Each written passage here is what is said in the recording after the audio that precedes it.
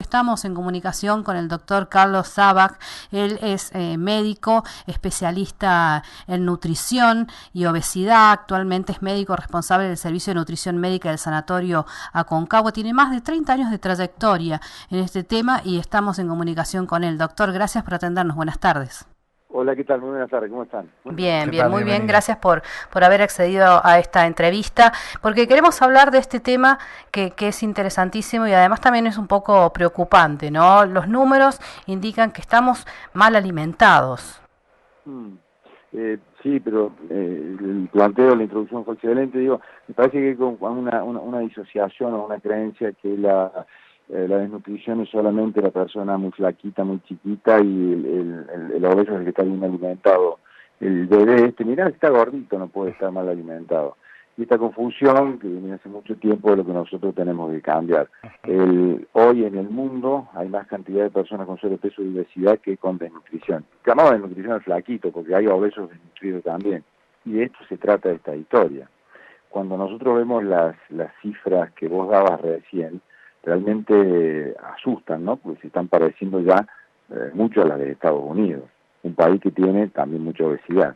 Ahora, ¿cuál es la diferencia entre los obesos de Estados Unidos y los obesos nuestros? Que los obesos nuestros son lo que nosotros conocemos los obesos en la pobreza, los obesos pobres, que tienen muchas carencias, pero fundamentalmente son grandes consumidores de hidratos de carbono, de arroz, de fideo, de pan. En cambio, los de Estados Unidos, que son los obesos ricos, son aquellos que consumen, además de hidratos de carbono, proteínas.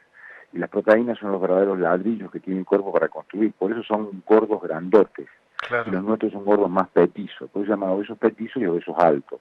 Esa diferencia de esto de la obesidad en la pobreza es lo que marca que los países que más sufren problemas de obesidad, los países que tienen mayores prevalencias de diabetes, por ejemplo, son los países de bajos y medianos ingresos. Entonces digo, es difícil de poder manejar eso cuando nosotros tenemos un tipo de alimentación que favorece, desde los años 70, el aumento del consumo de hidratos de carbono. Claro. Bueno, estamos esta semana, como decía recién, conocimos los datos del INDEC y todo el mundo habla del tema de la pobreza, hemos hablado de la emergencia alimentaria y demás, pero muchas veces nos encontramos con una realidad y es que se abren merenderos, se abren, digamos, eh, Comedores. sí, comedores, en las escuelas, bueno, en los barrios, se entregan cajas de alimentos y bolsones de alimentos, pero esas cajas contienen fideos, arroz, galletitas y un montón de productos que son altísimos en hidratos de Claro. carbono. Los famosos alimentos no perecederos que son los que te piden cuando uno necesita en los comedores y demás, ¿no? Y son los que generan, o son la clave de la tremenda epidemia de obesidad, de diabetes que tenemos ahora. Es correcto eso. Yo siempre he dicho, digo, no quiero hablar de una cuestión partidaria, sí de política, porque es política, pero no partidaria. Porque unos nos dijeron que teníamos el 5% de pobres y otros que la pobreza cero. O sea, no estoy a favor de ninguno. Sí de una cuestión de política alimentaria que me parece que es fundamental. Acá el incremento en el consumo de hidratos de carbono es favorecido para parar el hambre, no para alimentar. Entonces yo te doy fideo y lo que hago te paro el hambre, pero no Claro. te estoy nutriendo bien. Y lo que nosotros tenemos que ver es cuáles son los alimentos que nos van a nutrir bien. Y generalmente lo que nos van a dar el mejor aporte de proteínas son las carnes, son los huevos, son los lácteos. Y de esa manera nosotros podríamos armar una ecuación. Ahora, en esas cajas, como vos muy bien dices, no hay o no están esos alimentos. Sí. No. Entonces, ¿qué tenemos que hacer? El Estado subsidia tantas pavadas, ¿sí?, que debería subsidiar el aporte de esos alimentos. Una oportunidad en la radio, en la tele, yo dije, y me dijeron, no, pero ¿cómo vas a poner en una caja carne? O sea, encima menosprecian la capacidad de una persona como para decir esa cosa. No, le tenés que dar un vale para que vaya a una carnicería y retire la Exactamente, es tan carne. simple como ¿Cómo? eso. Le tenés que dar un vale para que vaya y retire los huevos que le corresponden o que se lleve el queso que corresponde. Pero a veces es muy difícil cuando no hay una política de este tipo a favor de la gente. Y lo vemos con la pobreza que hay y con todo lo que nos está ocurriendo. Entonces va a ser muy difícil revertir esto si no se toma la decisión de entender el cambio del proceso. Sobre todo, de dejar de decir que comer más hidratos de carbono es más saludable porque da energía. El problema es que en los años 70, 80 nosotros consumimos más grasa. Y a partir de unas guías que armaron en Estados Unidos a favor de la industria de la alimentación, dijeron que las grasas eran malas y los hidratos eran buenos. Hoy nosotros consumimos mucha mayor cantidad de hidratos y muy poca grasa. Sin embargo, hay más obesidad, más diabetes, más enfermedad cardiovascular, más niños y adolescentes como estamos viendo. Entonces nuestro problema nunca fueron las grasas, Sí. digo, para nuestros oyentes, los que nos están escuchando que viven en el campo o vivieron en el campo tienen familiares. La gente del campo desayunaba huevo frito hecho en casa de cerdo. Ujú. Vivían 95 años, no tenían ningún problema de salud. Hemos enfermado durante 50, 60 años a la población nosotros.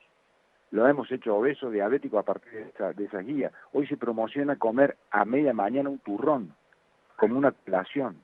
Es decir, la industria de la alimentación ha tenido una preeminencia muy grande en esto y no nos ha dejado a nosotros actuar, obviamente. Las guías esas que se armaron en Estados Unidos en los años 70, que promocionaban esto, estaban obviamente subvencionadas por la industria, ¿no? Que se demostró, luego está publicado cuánto le pagaron a los científicos para que hablen a favor de los hidratos en contra de la grasa.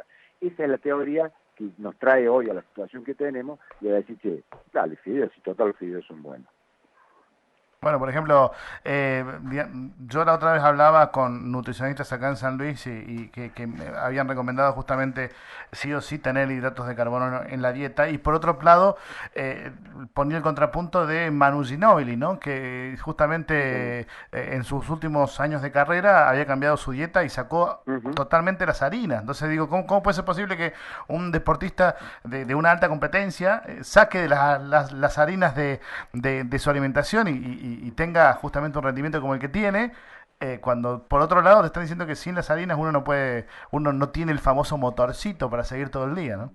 Pero no solo Manu, toda la selección de básquet, Sí, entrenaba en exactamente. ayunas, comía 2 veces por día, después está lo de Messi, lo de Agüero, están los maratonistas, está el ganador 2 veces del Tour de Francia. Digo, no es nuevo esto ya, lo que pasa es que hay un gran negocio por atrás con los hidratos de carbono y la industria tiene generales a los cuales les paga y les hace decir cosas y soldados de esos generales que creen en ellos y que repiten lo que dicen, y eso ocurre mucho. Entonces va a ser muy difícil cambiar, pero hay una movida muy grande a nivel internacional con respecto a eso. Te doy un ejemplo con el tema de nutrición y el programa. En Ecuador hay un proyecto muy chiquito y intervino la Universidad de Washington e hicieron un trabajo muy interesante, que fue, estos chicos tenían problemas de baja talla y bajo peso.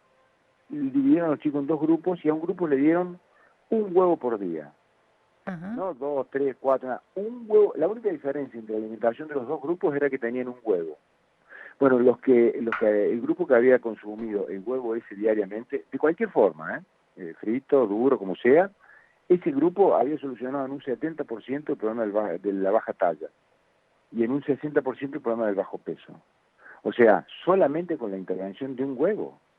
Entonces quiere decir que hay estrategias, intervenciones baratas, posibles, que se pueden realizar.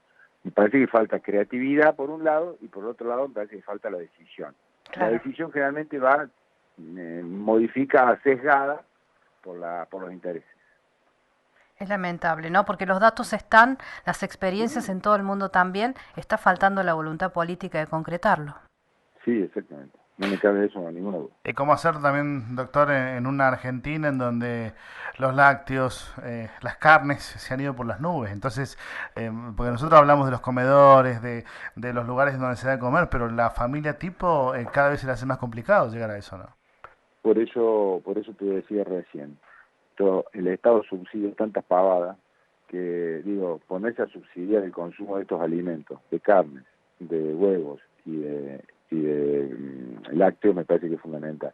Y si vos te pones a comparar también, por lo menos acá en Córdoba, el precio de un pan criollo, no sé si en San Luis le dicen pan criollo, pero el pan Sí, criollo sí, sí, sí, es más caro que comprar un huevo. es cierto.